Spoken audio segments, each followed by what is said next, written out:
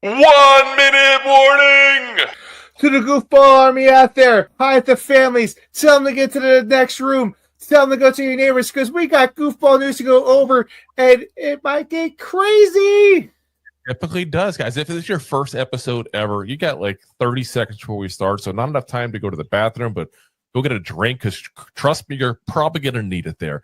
In the meantime, the rest, if you haven't already, go ahead and hit that thumbs up, hit that subscribe button, hit that bell. That way you know about future episodes as well, guys. Buckle your seatbelts if you haven't already. Make sure your tray is in the upright position here, guys, because we are just about ready to get going. And like, whew. Guys, if you want a crazy ride going forward, a bunch of nonsense, but all nothing but the truth about the Giants, listen in, buckle in, tell a friend. Let's go. And now, here are your goofball hosts, Drew and Rob. Welcome, fellow goofballs, to Two Giant Goofballs, the New York Giants podcast. I am Drew, joined as always by... I'm me, Rob. And let's get this new year off to a great start. Boom. Got some pick'ems. Well, it's already off to a great start because the 2025 year is over, and that was a horrible year to be a Giants fan. Yes. A very weird year just in general. No, but, and if more buts about it, that was just a horrendous year to be a Giants fan. So, yes. Very glad that it's over. But listen, Giants fans, Week 18 is here, and everything's kind of messy right now. Coaching rumors are flying. Kevin Stefanski's name is getting attached now to the Giants. And around the league, we got backup quarterbacks, rookie starters, division races, games where one personnel decision flips the entire script. So tonight, we're breaking down everything that really matters. Let's get right into it, guys.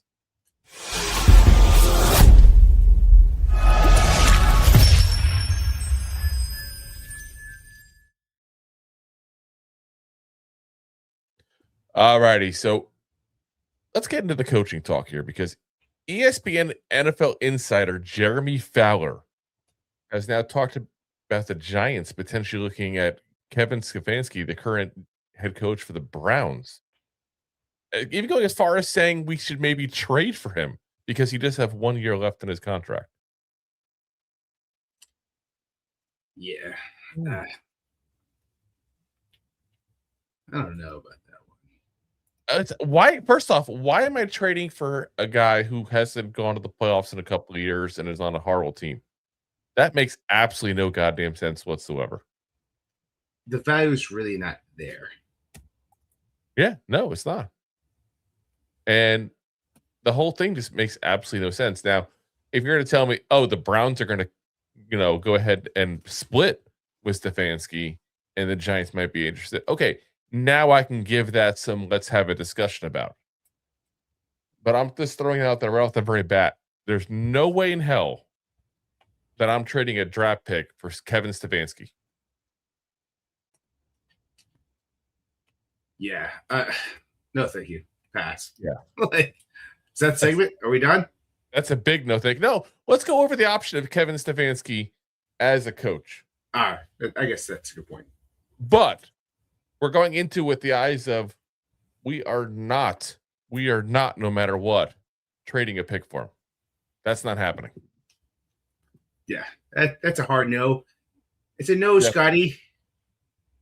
So real quick on the history on here. So started off at Penn back in 2005, assistant director of football operations, then spends a ton of time in the Vikings organization.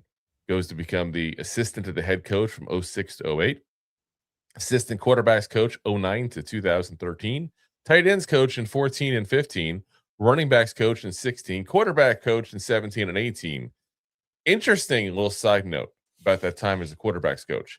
The Giants requested to interview him back in 2017 for their open OC position, but were denied by the Vikings. So interesting there, because that means the Giants like him. The Giants know something, like what they see in him. Now, again, that was almost 10 years ago. I know it sounds weird to say. It's 9 years ago, 2017 now. How weird is that? Yeah. We're going to say 8.5 years ago. It's not easier, but it's a little easier. It was the off season, so it's probably was I think 9 years ago. But who knows if their opinions change or anything is varied since 9 years. That's a long time. But we know at least at one point the Giants were interested in him. But 2018, he became the interim OC for the Vikings and then took over full time in 2019 as the offensive coordinator. That year, they averaged 25 points per game, which was sixth best in the NFL. So definitely was a good offense. But let's be honest, that was the Kirk Cousins era with a lot of good players on there, and that offense was never the problem, regardless of who the OC was. The problem was the defense and closing games. Yeah. Now, goes off to be the head coach for the Vikings. For the Browns, 2020 to present. So this is his sixth season with the Browns. That in itself is an accomplishment, I must say. Especially with the Browns. Like, that's probably the longest tenured Browns coach since they came back. I'm going to look it up even. I got to think it is. It's got to be close. It's got to be close because they cycle through coaches like they do players. Yep. He is the longest tenured coach. That's insanity. 6 years. 6 years. I mean, don't get me wrong, that's not a bad time frame, but it's not, oh my God, amazing. Like, this guy's like a staple to the franchise kind of thing, in those 6 seasons, he has a record of 44-56. So below 500. And here's the problem. While he is the first Browns coach since Marty Schottenheimer, we're going that far back, to lead the Browns to multiple playoff appearances, which he did in 20 and 23. He started off hot. Has not done very good the last couple of years. 37-30 in the first 4 seasons. Anytime you go above 500 with the Browns, you have to take a look. Yeah. It's impressive. Since that, the last 2 seasons, 7-26. We've already had 7-26. I don't want it again. No, thank you. Yeah, we're good. And that's my biggest issue with him. I would avoid him like the plague as a head coach, because I feel like he's having trouble changing the culture in Cleveland. We need someone to change the culture in New York. Yes. That's my biggest want out of a head coach is the culture change. I want a coach who comes in and puts discipline back in and a winning mentality back in this team. I don't want the coach to be friends with the players, go 6'7", say anything fun. I'd rather a coach come out there looking like Bill Belichick did, obviously like 10 years ago, not like he did 5 years ago. But you want someone that comes out there, Mike Vrabel. We talked about him last year. Would have loved him to come in this year. Look at the Patriots. Look at the roster movements they made this offseason and what they did in the draft. Not a lot of names you can pick up that they've done. Just a better culture team. Yeah, and I'm with you. I just don't think he's that guy. Now, Here's the question: if he gets cut by the Browns, let's say hypothetically, would you think that all of a sudden he becomes an option as an OC? Let's say we hire somebody like a Shula or something like that that's a defensive mind. Would you like him as an OC? I wouldn't be against that thought. Not saying I'm for it. I wouldn't be against bringing him in. Hey, coach. No. Honestly, I don't think I want him as an OC. I wouldn't be against bringing him in.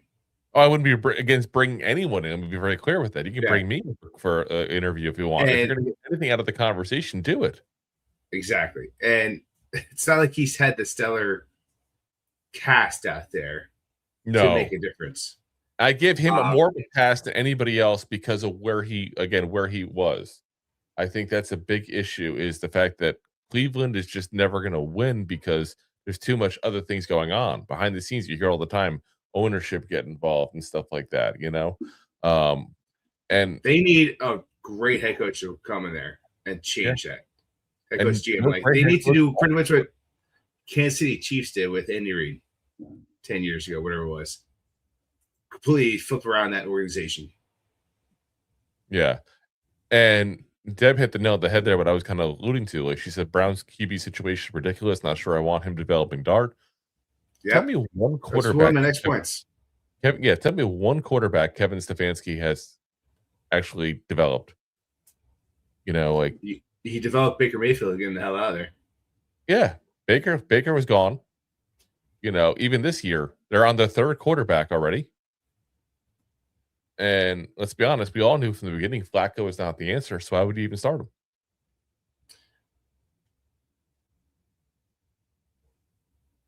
To give yourself a winning movement. You know what?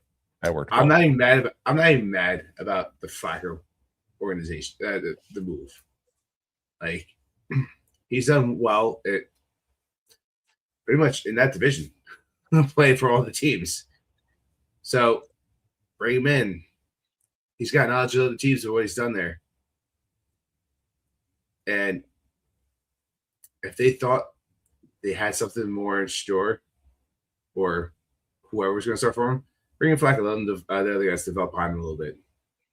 I'm not that upset about that move. I'm not upset about it per se. I'm just saying it's a weird year they've had in quarterbacks, if that makes sense. Like you trade Flacco away within your division, which is stupid. Again, that's not on him, that's on the GM. But you trade him within the division of somebody else. You start Dylan Gabriel, and you don't like what you see in him.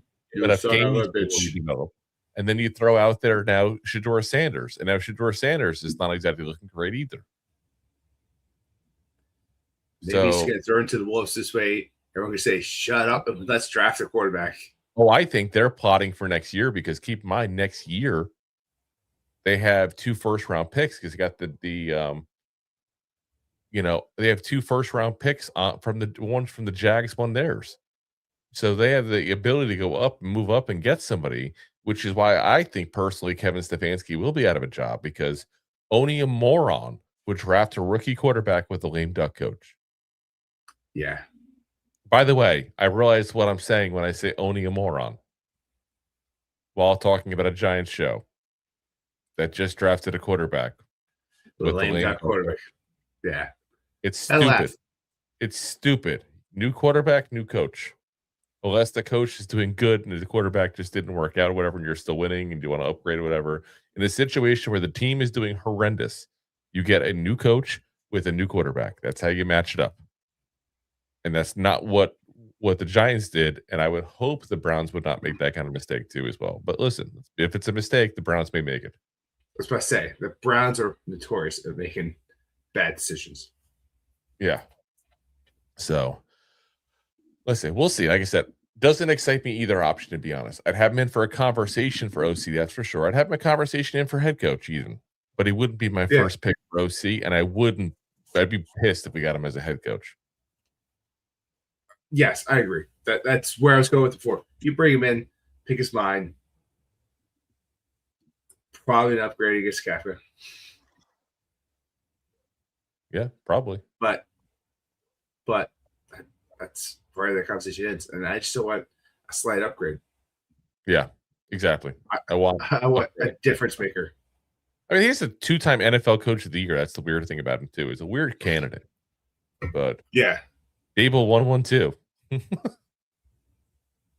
So I mean, yeah, it was deserved that year, but that's pretty much you lose. I'm just saying though, even a broken clock is right twice. Yeah, so. Once in a while. All right, guys. Now, heads up before we go to the next thing here. We're not going to do our usual pregame talk for the Cowboys. We didn't do anything on the show on Tuesday. We don't plan on doing anything with the injury report or anything today either. Quite frankly, we know that nobody cares about the game. Let's be very frank about that. Both sides. Yes. The Giants fans, except for Deb, of course, we all want to just lose so we can keep our second pick, That's so that's all we care about is that what does this do to the draft? And that's it. So we are going to do our usual rundown of week 18 though. So before we do that, we're going to pay the bills because it's kind of a light news week. So everybody's kind of waiting for the season to end to do what's going to happen basically. While we do that, just a heads up, just so Rob knows as well, I got to restart my soundboard because the screen's not working on it. So if I come back and you don't hear me for a second, take it away.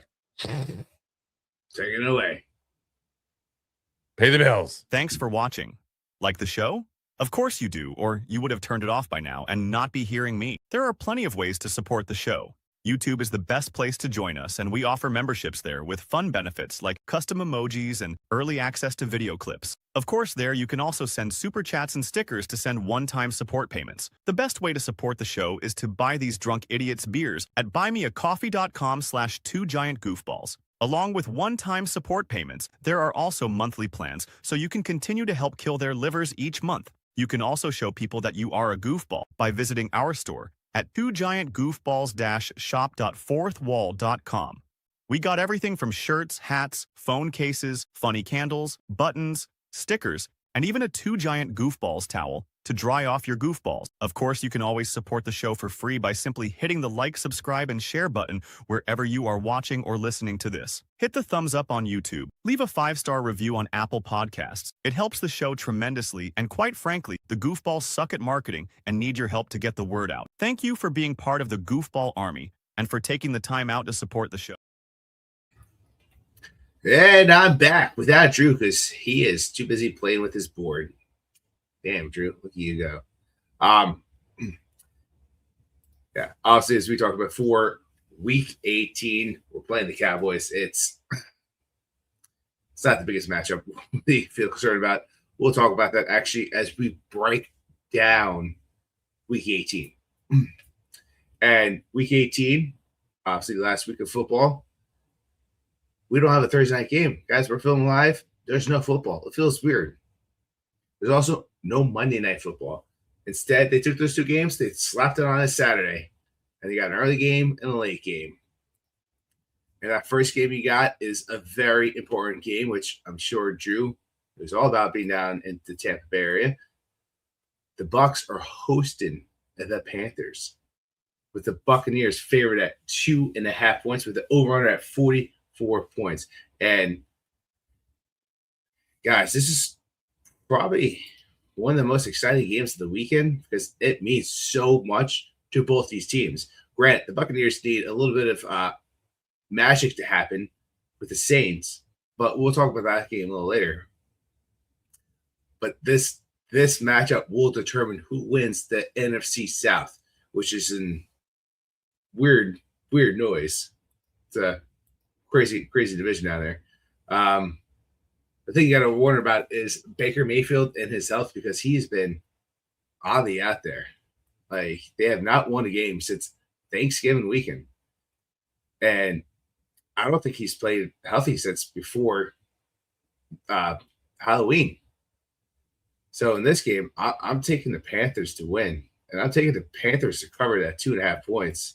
It just doesn't scare me. I'm going to go with the over. And looking at the notes, Drew agrees the same, because this game, like I said, is going to change the future of how the NFC South is set up. And whoever wins this game, obviously, is going to be the 4th seed, which also impacts how some teams might try to be seeded in the wild card, because whoever finishes in the 5th place spot gets to play either the Panthers or the Buccaneers. And it's going to change like how teams are going to play and get in there. Switch around, man. I feel so weird. Oh no. Okay, there we go. But the Buccaneers have the experience going to the playoffs. I just don't think they have the health to make it to win this game. And I think the Panthers have really been impressing teams, really impressing the NFL and the fans around the NFL, and give me the win, cover, and the over. Drew and I agree on this one 100%. Yeah, I mean, the problem is the Bucs just have played like crap if we're being honest here for the last like how many months. Injuries. You missed it. I You still missed it. think All right. I already said to the fan base that they haven't won a game since Thanksgiving. I don't think they played right since Halloween. I don't think they've been right since Baker started getting hurt against the Rams. I think it was the Niners, even like 2 weeks before that. It's just not, they have injuries like crazy on the the wide receiver front. It's a deep wide receiver room they have too. Defense is playing like crap. Talk around here in Tampa Bay is will Todd Bowen even get another year, because that's how bad this thing's going off the rails here. I mean, imagine being, a team that was just blazing through and one of the best teams in the NFC. And now you're 7-9. And you're hoping. 6-1? They start off what? 6-1? I think 7-1 even. Let's see here.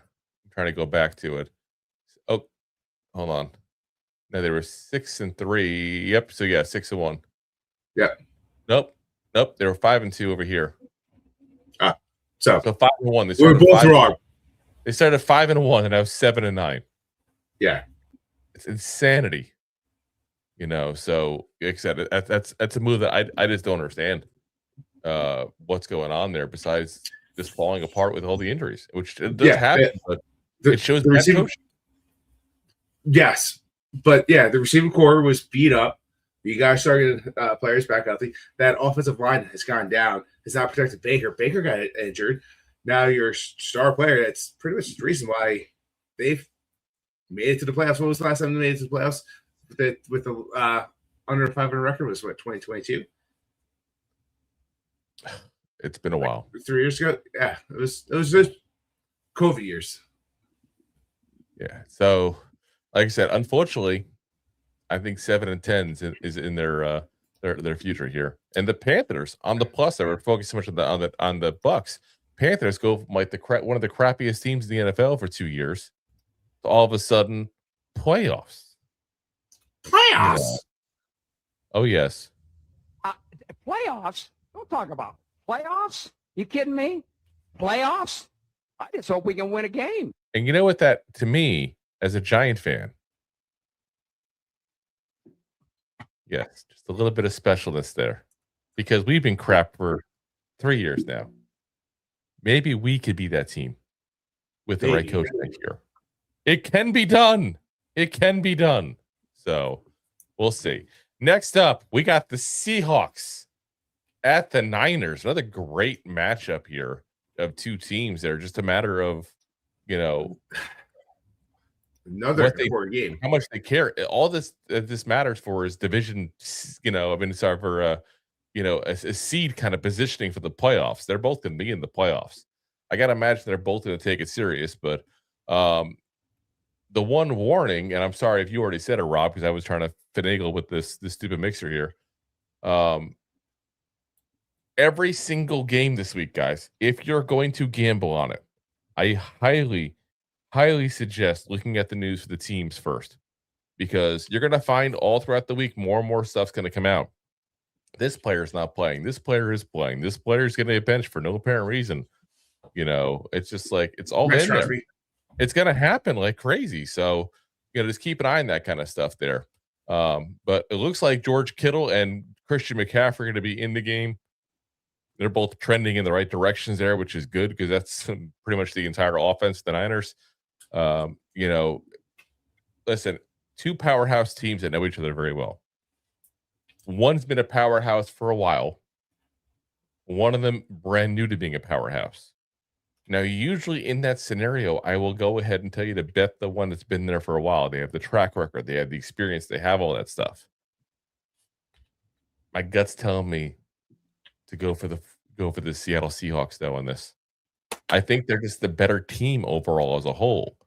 Partially, to be very frank, all the injuries. If you had these two teams healthy, it'd probably be something like, I might even say Niners.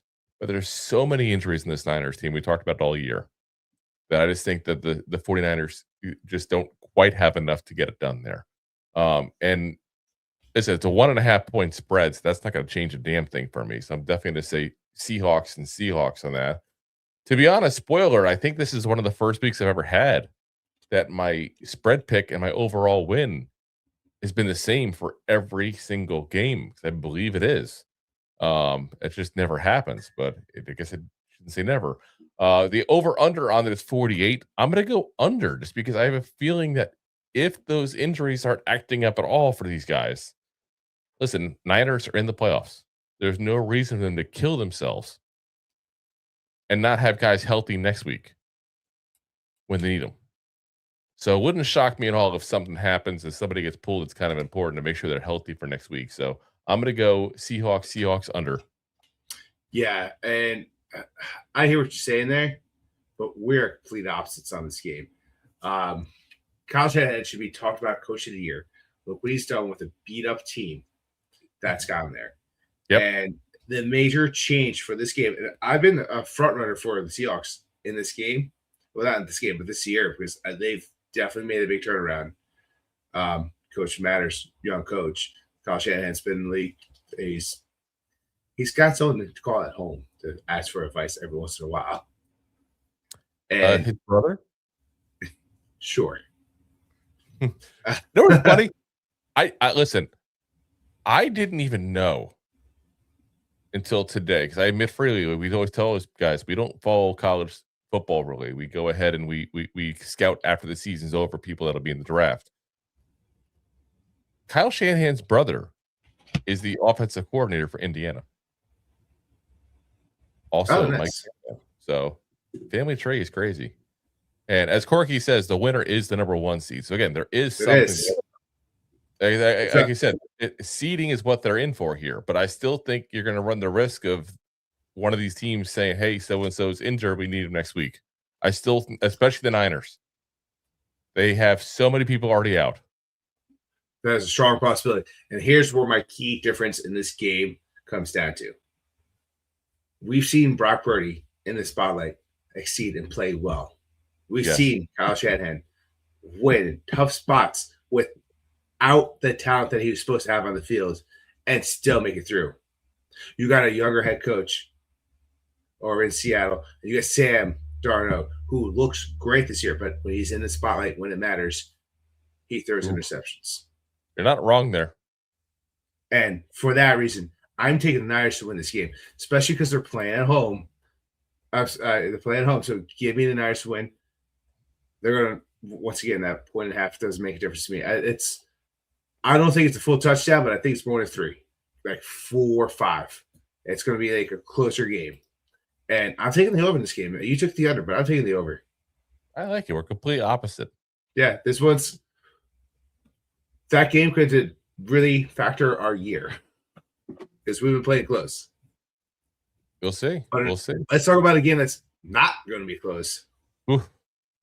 As we go into Sunday. 1 o'clock. Yeah, the Houston Texans hosting the Colts. And if you want to talk about 6 weeks ago, I probably would have been ecstatic for this game. Yeah. Since then, we heard a lot about Colts games, by the way. Since then, the Colts have obviously fell off the wagon hard. And the Texans have won 9 straight. They won 3 straight with their backup quarterback and Mills. And now have continued that. Their offense has been struggling. But that defense, my God, one of the best defense, if not the best defense in the league right now. And we go back and forth saying statistically that shows that they're the best. Give me that defense to win this game because they're playing at home. They're playing for possibly the number 1 AFC spot. And they're in a division against a division rival in the Colts. The spread, though, is a little too choppy for me, a little too juicy. 7.5 points. The Texans haven't dominated a team that much this year consistently. That offense has not played to the best, but that defense just shuts down other offenses. We talked about it. They have the number 1 points against. Their offense is one of the lower points thrown. but it's enough to win games. So give me the Colts to cover this game. And I don't think it gets a little crazy. I think this stays in the under because it's at 47.5 points. I think it's one of those games that's going to be like 14-18 because they've missed an extra point or something silly.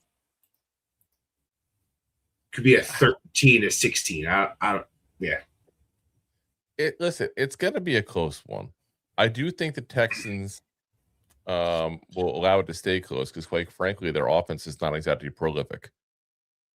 But what makes me hesitant on being unsure at all is the fact that Riley Leonard is going to play for the Colts, not Phillip Rivers. You're putting a rookie quarterback, a late day 3 rookie quarterback against what is literally the best defense in the entire NFL. That is a recipe for disaster. I just don't think it's going to be blowout like, oh my God, 20, 30 points, blowout because of the fact that the Texans just won't go ahead and blow people out because the offense is just good enough to do that. But that being said, if the Texans win, which we expect, and the Jaguars lose somehow, the Texans get the division title, actually. So there's still something to play for on their end as well. That being said, again, there's no way in hell I'm going to pick the Texans not to win this game with the Colts in. So Texas win, Texas cover. Again, 7.5 points, I'll take it. And under on the points. So you and I pretty much agree on 2 out of 3. You're muted. You muted yourself. I didn't touch anything. I didn't touch anything. My hand was in the air. Anyway, doesn't matter. Going back to the point with Leonard, yes, you're putting in a rookie who's taking late in rounds. You took out Phillip Rivers. They're doing the right thing by putting in their backup in there to see what you got in him because you took him late in the rounds. He didn't look that bad when he had to go in when Richards got hurt when he played the 49ers. Now they decided to start of the week. So they have the opportunity to put a game plan around him to see what he's got him. So I think it's enough. And I think most of this is going to be a play action run offense. So on the year, Riley Leonard, completion percentage of 54.5, 145 yards and 2 interceptions. So I wouldn't say there's a game he looked good, but he looks serviceable is what I was going to add. I wouldn't call that serviceable either, but there was no game plan for him. He came in and looked serviceable. You can't dip a foot in the warm end and dip a foot in the cold end. You got to pick a temperature here. And that's what I don't like about this. Is like if you really wanted to see what you had in Riley Leonard, you should have started him right from the freaking get-go instead of bringing Phillip Rivers in at all. That's my whole thing. Because you knew you weren't getting to the playoffs probably the way things were going. You already knew that. I don't know if they're mathematically limited. I have to look, but they weren't doing good beforehand either. So I don't know. Like I said, I don't understand what they're doing in that regard. Either let Phillip Rivers finish out, or you should never have brought Phillip Rivers out to begin with, because Phillip Rivers is a veteran, has a chance to actually do something against this Texans defense. Riley Leonard is going to get chewed up and spit out. We shall see, because I don't think they're going to let him throw that ball out there that much. I think it's going to be more of a JT. If you don't let him throw, then you're not developing him. Why put him out there? Because you're going to be able to develop him against your. He will get developed. It's going to be more run heavy game plan. That's their game plan from the get go, even with or without. Yeah, I'm just saying. If you said they wouldn't let him throw, they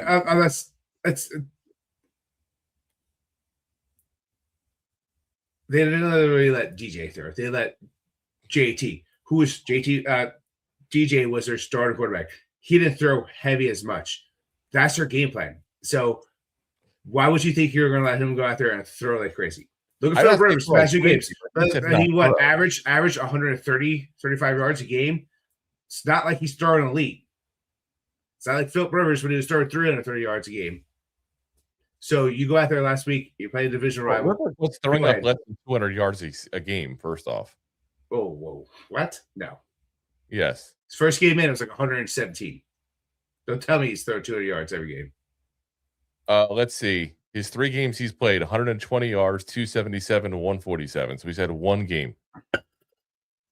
Okay, so the more line what I said, he's throwing 130 yards. Yeah, 1 game.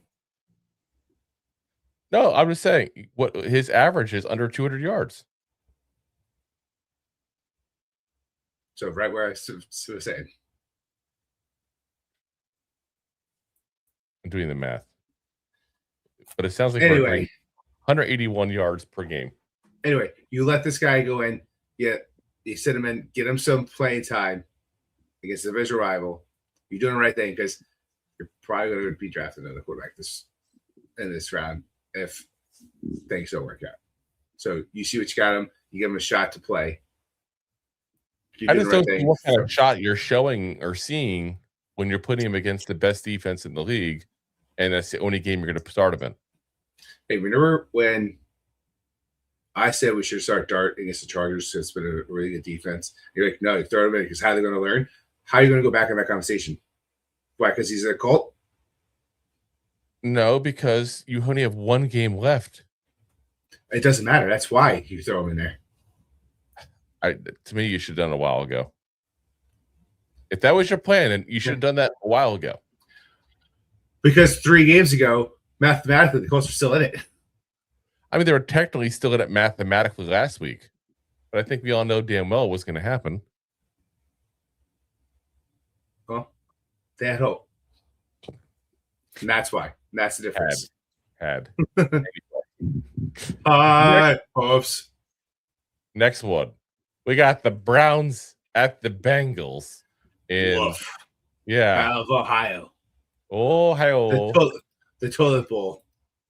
Yeah, Bengals are a 4-point favorite in this. Over under is 44 points. And let's be honest here. No one's going to watch this game. Even Browns fans and Bengals fans are not going to watch this game. Oh my God. Be blacked out. The only ones watching this game will be Shedeur Sanders fans, just hoping that he does good against a really, really crappy defense. And yeah, it's just, there's not much to talk about this. Let's be very frank. The Bengals have a good offense. It's the only of the 4 major sides of the football that either team is good at. Both of them suspect on Browns have okay defense. Unfortunately, it's kind of killed by their offense more than anything else. But it's like the Bengals have a crappy defense. The Browns have a crappy offense. I don't know. It's a battle of like each other's weaknesses against their strengths. But I feel like the only one that I want, if I had to pick a side of the ball, is the offense for the Bengals. So it makes me want to pick the Bengals for that reason alone. You know, I mean, again, the defense for Cleveland is average. If you go by points per game, which is what I always like to go by. I mean, yards wise, they're amazing. They're the second lowest number of yards given up per game in the NFL, but points wise, they're 14th. It's basically average, slightly above. The Bengals is where I would go with this. So Bengals to win. Again, 4-point spread, nothing too crazy.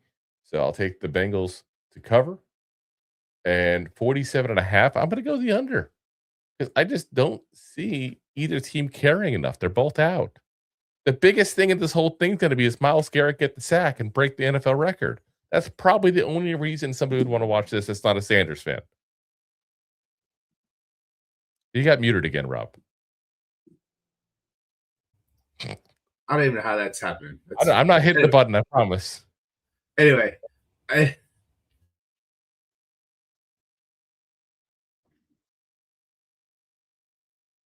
You're muted again. That time I was the jerk and hit the button. The other 2 times I didn't. Stop being an asswipe. I am what I am.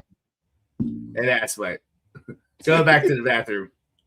Anyway. The first 2 I really didn't do it. That's just this one time. Sure. I really didn't. So you can play it. Thank you, jerk. Anyway, I agree with you for the most part. I do think the Bengals are the better team overall. I don't think the Bengals cover. I'm taking the Browns in the spread, but it's going to be one of those close divisional games in the AFC North.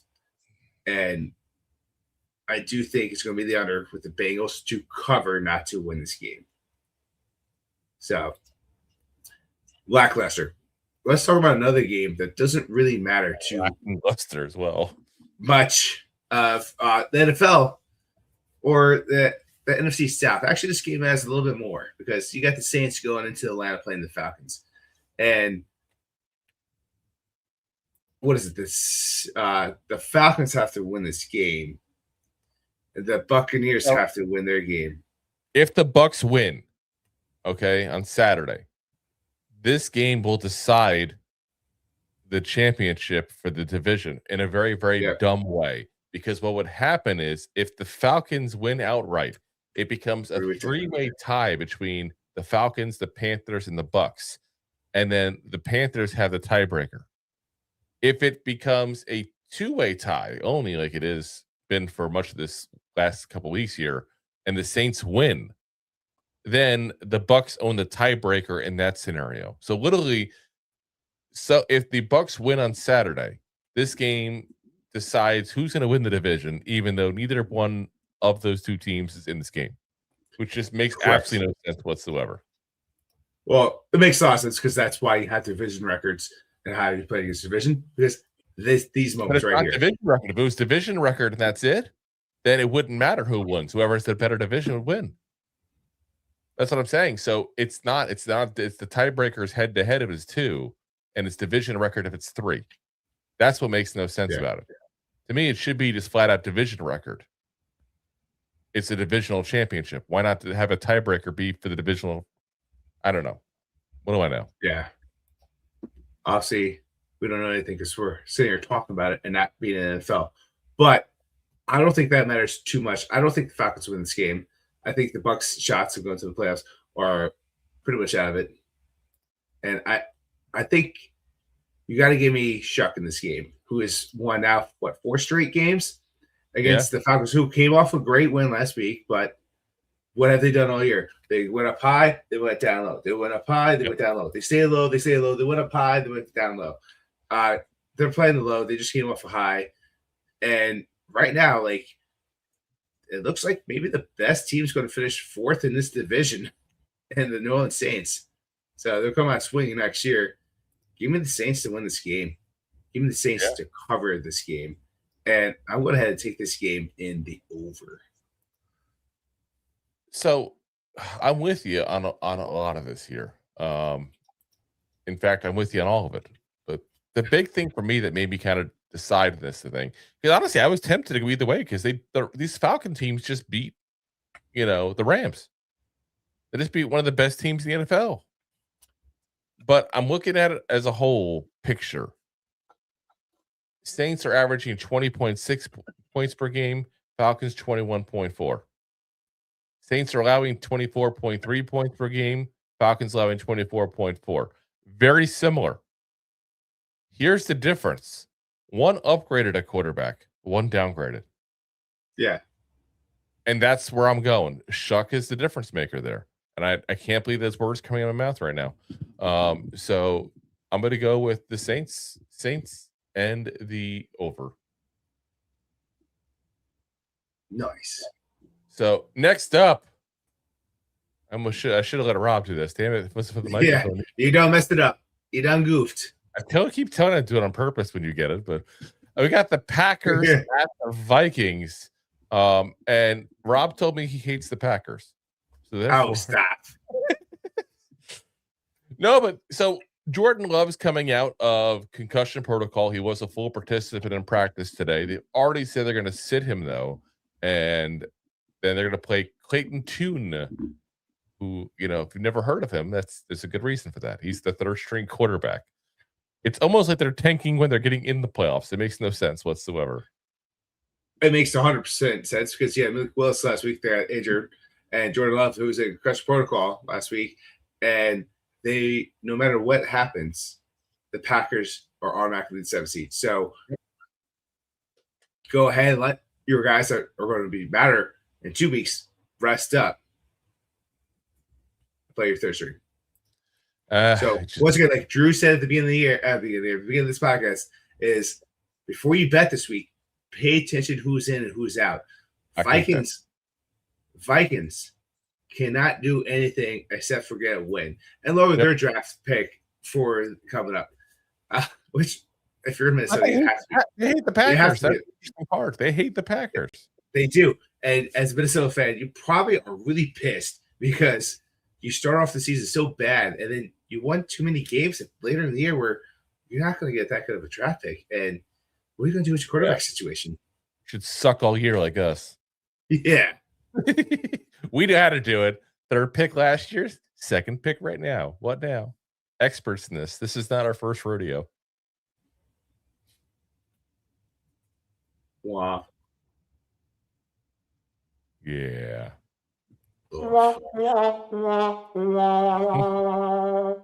Anyway. Yeah, this is craziness. Go over the pick though, because the line is the big thing. Yeah, that's the craziest thing to me. So, because of the Packers started a third string quarterback, they're now 7.5-point underdogs in this game, and the over/under, so lowest over/under of the week, sitting at 35.5 points, which is absolutely bonkers. Yep. So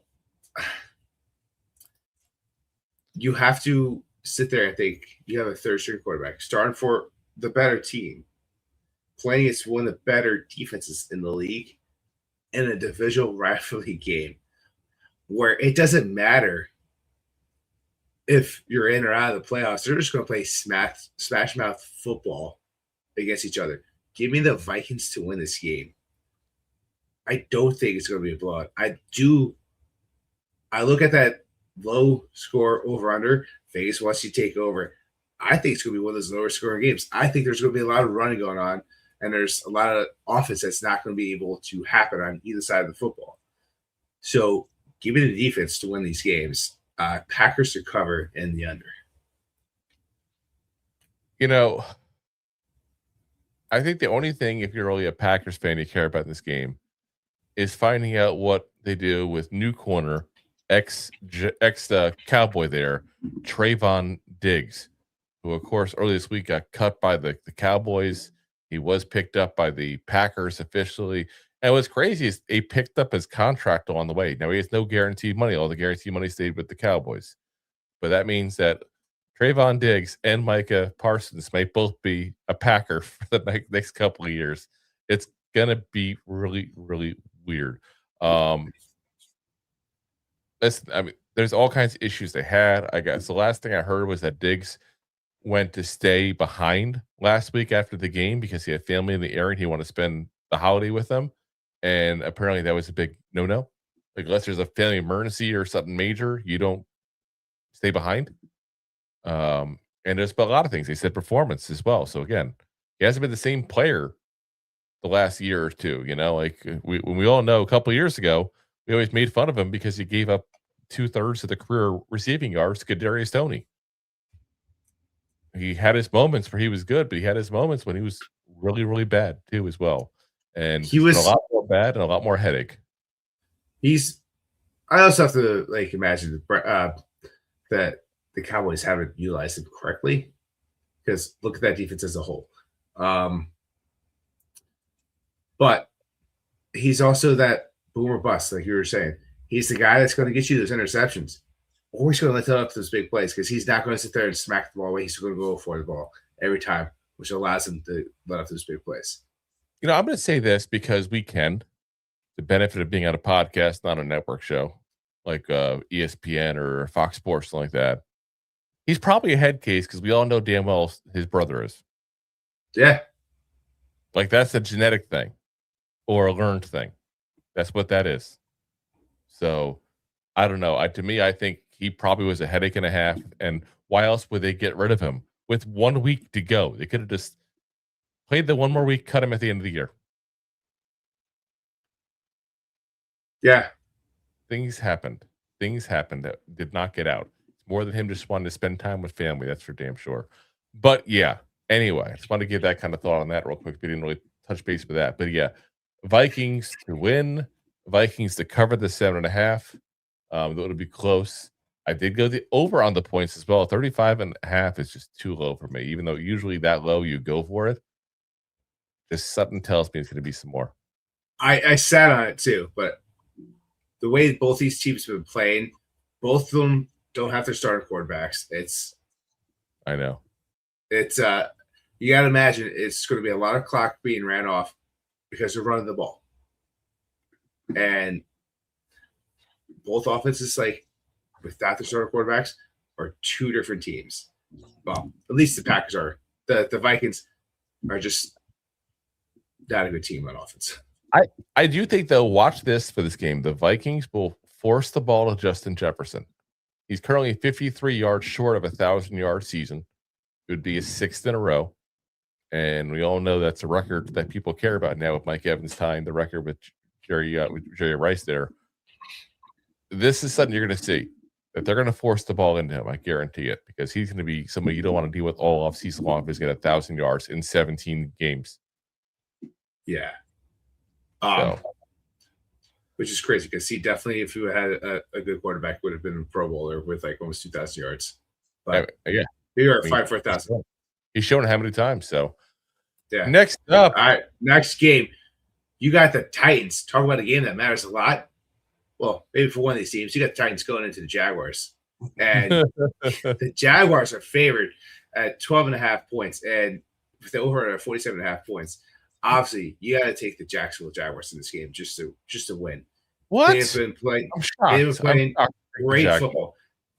Going in, it's possibility like with this win and 1 seed in the AFC, and they've been not the best on offense, not the best on defense, not the best special teamers, but they've been playing overall best football. I think the most complete football, especially the past 6 weeks. They started off strong on defense. Offense going to get going. Offense got going. Defense was injured. Now this is the latter half of the year.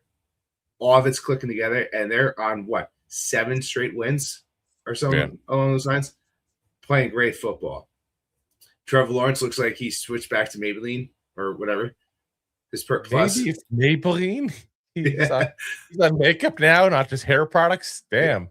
Whatever.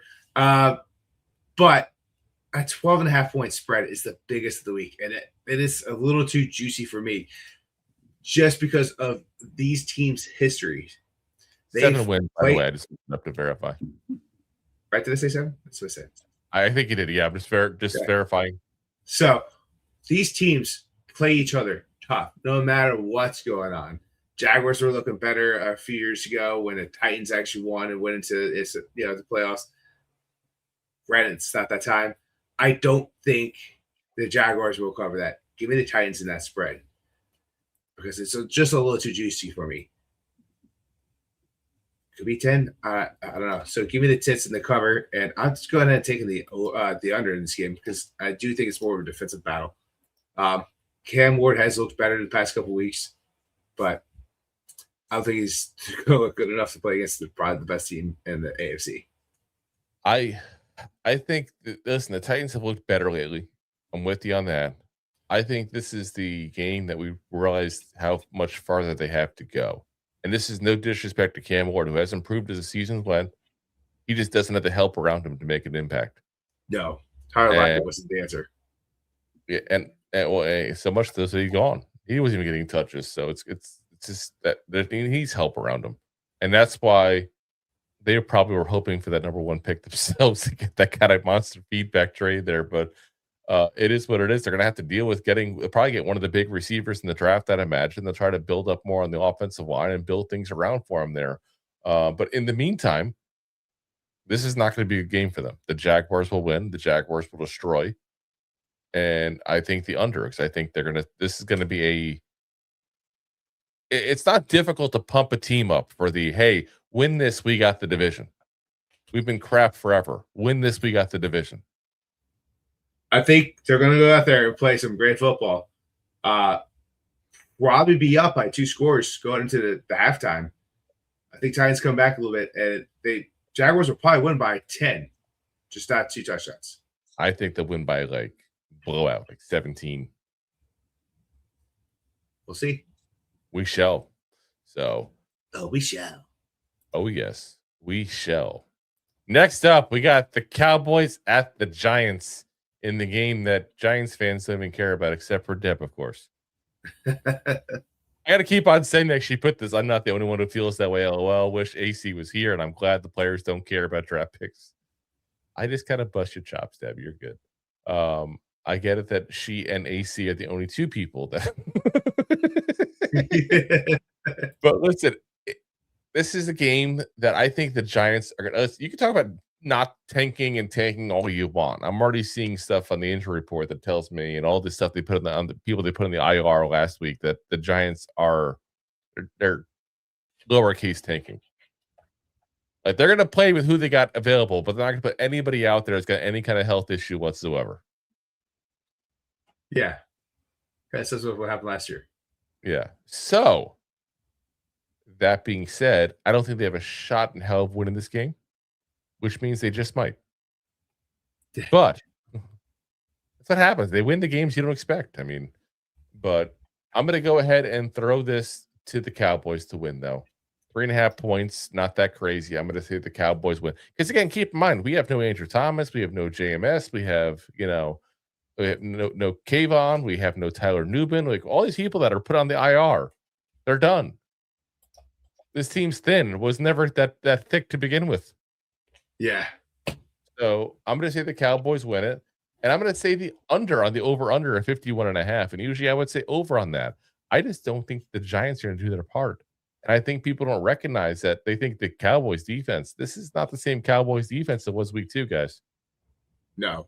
But I do think it goes in the over, because I do think Dart will play. It seems like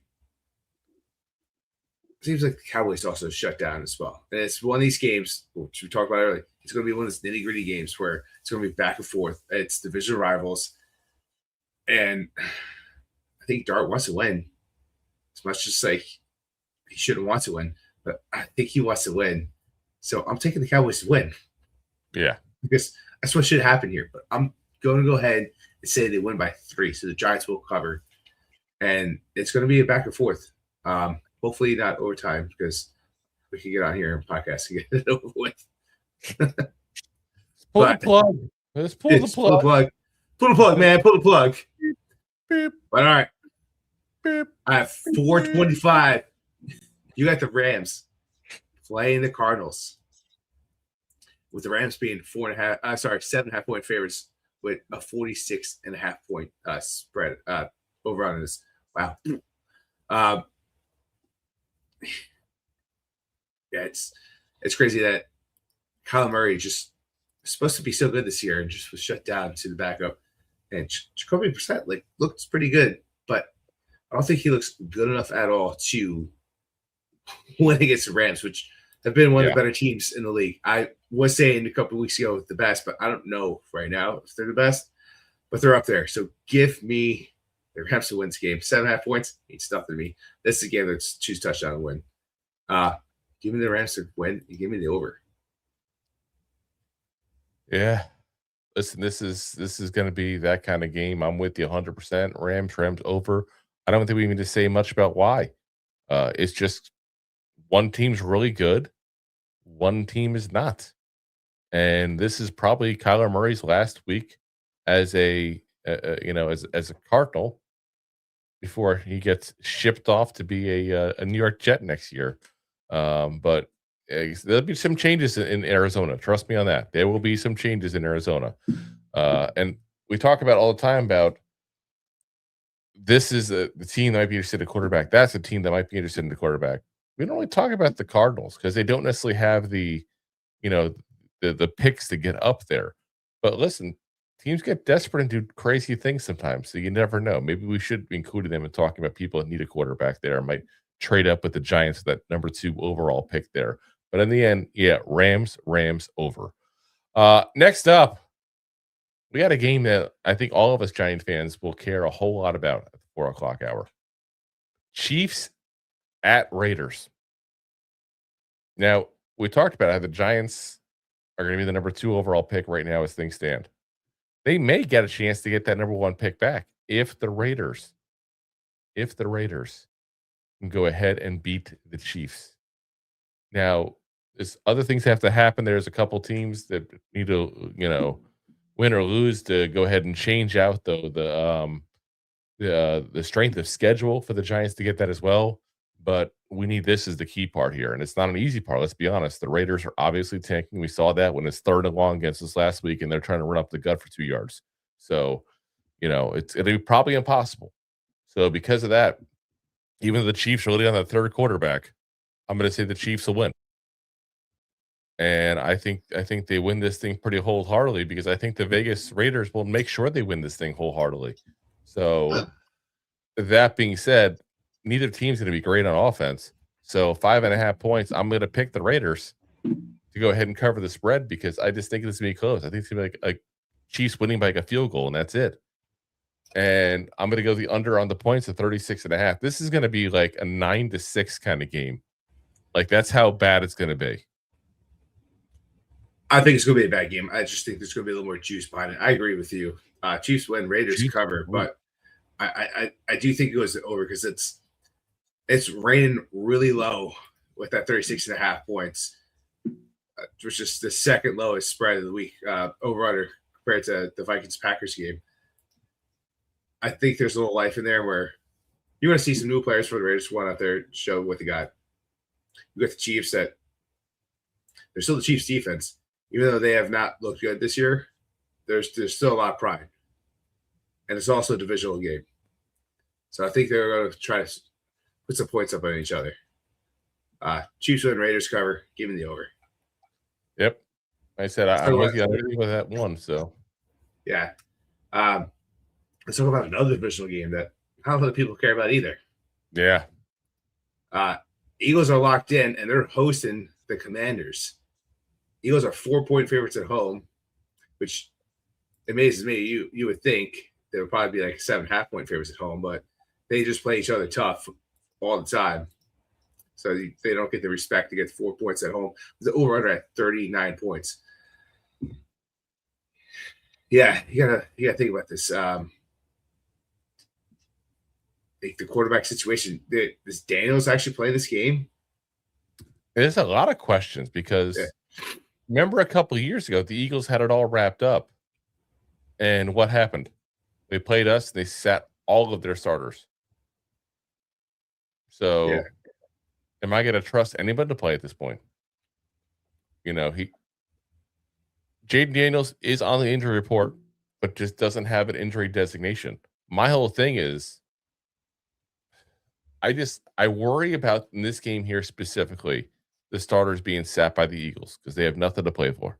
They've done it before, and I have not heard anything that they're going to do it yet. I haven't heard either. You have to imagine so. Oh, you know what? Here we go. I was looking it up, and I didn't see it earlier. Tanner McGee is expected to start for the Eagles. What we talked about, look him up. So Jalen Hurts is expected to sit. Yeah. Now, Sirianni's just said they're nearing a decision, but they haven't officially done it. But like I said, there's going to be some starters that are going to be sitting for the Eagles. I had a feeling they would. Yeah. So Eagles are the better team. Commanders have not figured out how to win a game this year, even though they had an amazing run last year.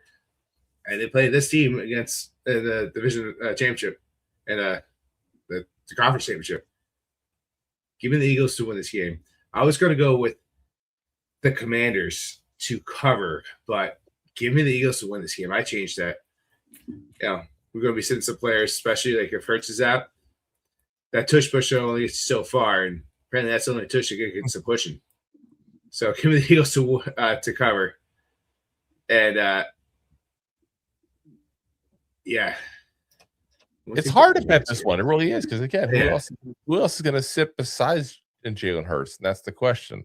If they were playing a team that just looks that bad in the Commanders, then I would say Commanders. But the Commanders have played horrendous. I'm going to go with the Eagles for that reason. I'm going to go with them because of the 4 points. Say they win by, say, a touchdown. 39 over under. I'm going to go under. I was originally thinking over. I'm going to go under on this one because of all the starters going to sit and because the Commanders look bad. And let's be honest, the Eagles haven't exactly had a prolific offense to begin with. No. So am I going to trust that offense with the backup quarterback now? Watch it looks better. We'll see. We'll see what happens. We'll see what happens. We shall see. Next up, we got the Dolphins at the Patriots. And listen, another game with not much to play for, guys, really, to be honest with you here. I'm pretty sure the Patriots have everything clinched up here. I'm going to double check for you guys because I want to make sure we're giving the accurate information here. I think they need a lot of hope in order to get the number 1 seed, but they won the division. They've done more what they have to do. They're probably going to march into, Dolphins are going to swim over to Foxborough and probably get smashed. So, here's what it boils down to is they have a chance to get the number 1 overall seed. But in order for that to happen, the Broncos have to tie or lose. That's going to be the issue. The Broncos will get to their game in a little bit, obviously, but they're playing the Chargers, who are sitting Justin Herbert. Yeah, we'll talk about that in a little bit. I'm just saying because it's part of that. Yeah. So will the Patriots actually have that much to play for? That being said, both games are going on at the same time. So I do believe because of that, the Patriots will care about this game somewhat. And the Patriots will win. The 10.5 point spread, which is ridiculous, but we've seen what happens when the Patriots face inferior opponents, like when they play the Giants, like when they play the Jets, like when they play any team from New York City. This is what it is. So I'm going to say Patriots, and I'm going to say over on the points because I think the Patriots put up that many points. Yeah, we're in a complete agreement here because I went back and forth about that 10.5 points because that is steep. And modern NFL, the past couple of years, typically if you see that big of a spread, you don't take it. And this is a divisional game. The Finns have played good football, like a lot better football the second half of the season than compared to the first start. They beat the Bills. They beat some they hung in there with some really good teams. But Mike McDaniels doesn't know how to bring his team into cold weather and play efficient, good football. And he's going into Foxborough. And Drew, I know you're down in Florida, but it's been in the low 30s the past couple of days in New Jersey. Now let's go 400 miles north. In all fairness, it's been down in the 60s here. Frigid. I can see. You see ice with the alligators. I had to put on a light jacket the other day at work. You see the alligators on ice skates. Yes, I got you. But like a bear on ice. But yeah, give me the Patriots to cover this 2.5, which is absolutely absurd. But Vrabel does he plays smash mouth football and just doesn't let go. He may put this over on himself. That's pretty much what he did last week against the Jets. Give me the over. I'm with you. It's fun football. All right. Up next, let's talk about another divisional game where one team's in, one team's out. Lions going to Chicago playing the Bears. The Bears are hosting the Lions. Lions, Tigers, and Bears. Oh my. Oh my. Bears are favored by 7 points in this game with the over-under at 38.5 points. And yeah, absolutely ridiculous. The Lions, who are supposed to be one of the better teams this year, are playing against the Bears, who were one of the not so good teams last year. Well, now the Bears are one of the best teams in the league, and the Lions are just mediocre, right there in the middle. The Bears have been averaging 21.5 points a game compared to the Detroit 16 points a game. Yeah. Give me the Bears to win this game. but give me the Lions to cover because this is a divisional game where I don't think Campbell will let up and who still trying to win this game. And give me the over at 38.5 points with these two teams doesn't scare me whatsoever.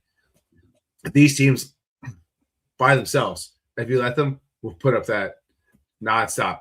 It may be 0. The other team will keep scoring. So the over is the biggest thing. The Bears winning and the over is my big thing. The spread, I'm a little sus on, but give me the Lions to cover because it's a divisional matchup. I think the big thing we're missing here is the fact that Ben Johnson is playing the Lions. And this Chicago team's going to want to win this for Ben Johnson. Say what you want about a lot of things with the Bears. You know, I've had my statements on Caleb Williams and all. Ben Johnson, who I did not think would be a good coach, I'll tell you that point blank. I was wrong on him. So far, he's done a very good job. This team wants to play for him. This team wants him to get, credit for what he's doing there. One of the ways of doing that is beating your old team. This is going to be a little personal, I think. So I think that makes the Bears win and the Bears cover. And yeah, the over, I got that all day long. Now, anybody who's wondering as far as starters being sat, the Bears will not rest their starters. That's already been flat out said by Ben Johnson. He refuses to do it. Plus, they're still trying to potentially grab the 2 seed there as well. So there's a little bit of a seeding thing. But yeah, Bears will destroy. Absolutely. This is a Metallica seek and destroy kind of situation here. So next up, we got the Chargers at the Broncos. And again, this is another seeding one here. So we've already said Justin Herbert's going to be sitting for this one. The Chargers will be resting people. The Broncos, they want that number 1 seed. They know they have to win because if they lose and the Patriots beat the Dolphins, all of a sudden they do not have home field without. They do have something to play for there. So you got one team that's already doesn't care because they're already at where they're going to be at for the playoffs, and one team that has to care. The team that has to care should usually win in that scenario. That's as simple as that. So Broncos easy. To win, Broncos to cover because it's a 4-point spread. That's not too crazy. And then you got the over-under on this is 39.5. And I'm going to say it under because this is a really damn good defense. And you know who the quarterback is going to be for the Chargers? Trey Lance. Ooh. Yeah. So, yeah. Broncos under. I am 100% with you on this. This is going to probably get pretty bad. And might get crazy. I don't know if it gets absolutely absurd blowout, but I do think Broncos are going to take an early lead. And yes, the Chargers will score a little bit, but it's going to be one of those games where they're going to play back and forth. It's going to be a lot of run, slow playing football, and the Broncos are just going to win the football game and not give a feeling to the Chargers that they're going to win. I got a feeling. Woo! The next game is also going to be a blowout. Oh, gosh. You got the Jets flying into Buffalo playing the Bills. Bills are only favored 4.5 points in this game with that over-under at 44.5 points. Yeah, this is a must-do for the Bills. And the Jets have not played good football. Yes, they have a defensive head coach. That defense has not been able to wrap up and get tackles all year long. You got Josh Allen out there playing hero football. I think this is an easy game for the Bills. Even as they say, the game next, this is you're normally when they're thinking about the playoffs. But yeah, I got to go through the Jets. Sometimes you lose those games. Sometimes you think about the next opponent's tough opponent. You play a homer game. You might lose it. Oh, it doesn't matter. The Jets are that bad. Give me the Bills to win this game handily. 4.5. If you gave me that 7.5, I would have gave it. That took it. If you have the opportunity to juice stuff to 8.5, go ahead and do it. Give me the Bills to dominate this game. I'm going ahead and take the under as well because I don't have faith that the Jets will put up a lot of points because they're having a lot of issues at quarterback. Granted, they started their rookie, looked a little better, but I don't think they're playing good against the Bills defense. And I think once it gets to a blood, I think you're going to see a lot of Cook run the ball in the second half. Give me the under. You know, my big thing that worries me with this is there's a man who a lot of people are interested in trading for at the quarterback position this last offseason. Joe Milton III, who went to the Cowboys, obviously. But the whole reason he became something is because the Bills rested all their starters the last week of the year last year. And he got to play backups and supposed to look great. The Bills have not said anything yet about resting starters. This is one that scares me for that reason. I don't know if they will or won't. I really don't. That being said, their backups are probably better than the Jets. So therefore, Bills to win, Bills to cover the 4.5. And I'm going to say the over because this Jets defense even has been given up point after point after point the last couple weeks. They've looked horrendous. As you expect when you trade away 2 of your best players at the trading deadline. Pretty much. Just to capitalize on what you said about the Bills. The difference between last year and this year is the Bills were dominant at number one position in the AFC North. They are not. It's wild card. I'm not so sure they can even change, though. I think their seeding is pretty much set because I think that's why they're resting their starters. I think this is a game for the Bills that's more important for their starters to start. You might see like a preseason where they take them out in the second half, but they need to start because they need to get things right because things in Buffalo have not worked out correctly all year. So there's hit or misses. And I think you need that rhythm going into the playoffs if you want to make a run in the playoffs. I looked it up to verify because the website I was on before didn't tell me. If they're at number 6 right now, if the Chargers and Texans both lose, they can move up to 5.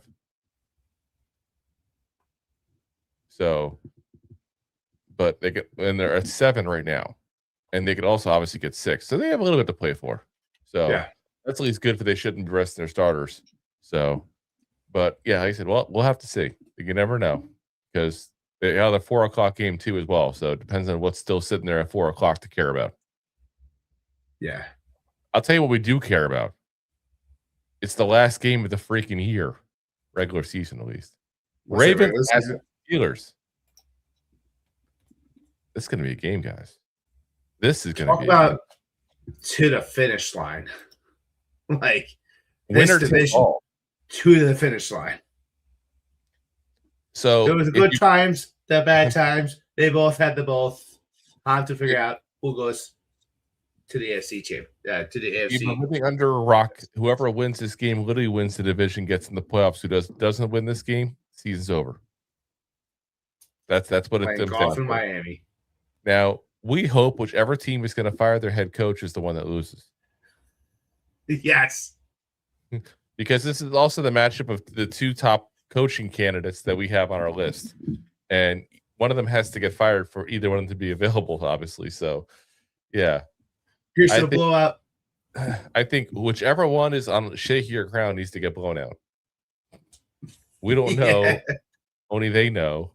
But, I mean, the big thing here is Lamar Jackson's back has been doing better. He practiced fully on Wednesday, so that's a good sign.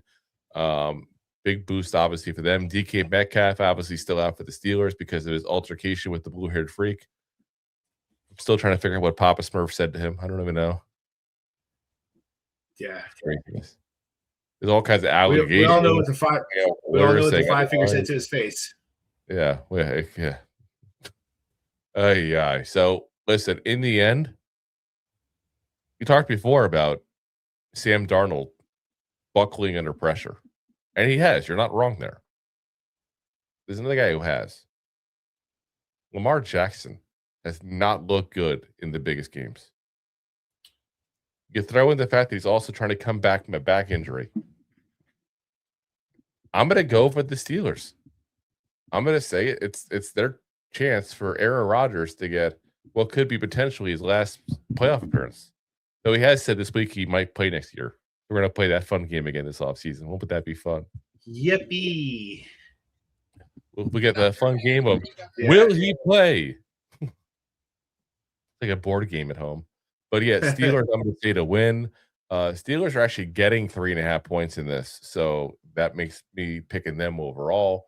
I'm going to say the over on the points because it's low. It's 40.5. If it was even 45, I would say under. But I'm going to go with the over. Yeah, I agree with you mostly, but I'm taking the under this game. I think, especially in the coaching comments. Yeah, I'm going to go ahead in the under because the AFC North that whole conference is a team that likes to play each other tough.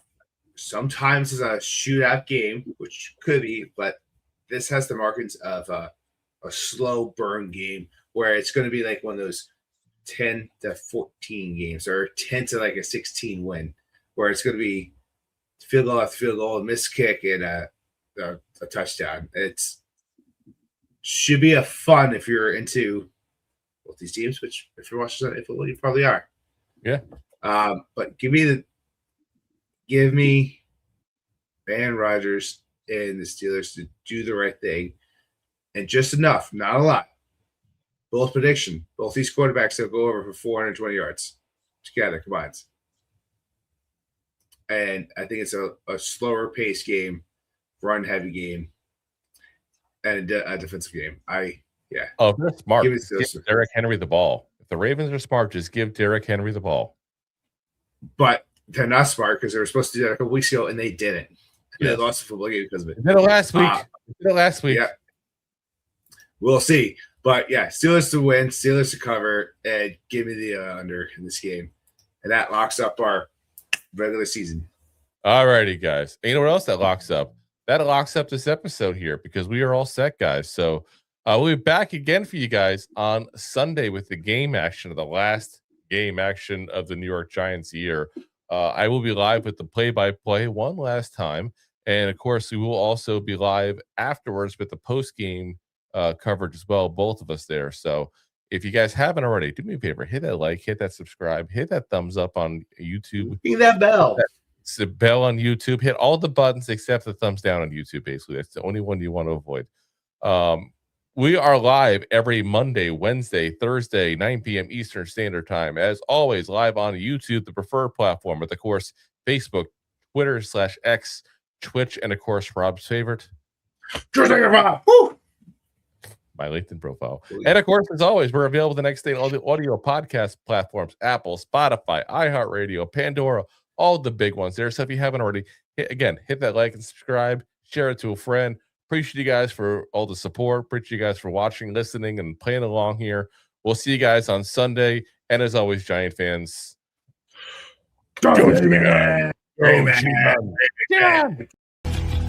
Thanks for listening to Two Giant Goofballs, a New York Giants podcast. We appreciate your support. Thanks so much. Please, I'm begging.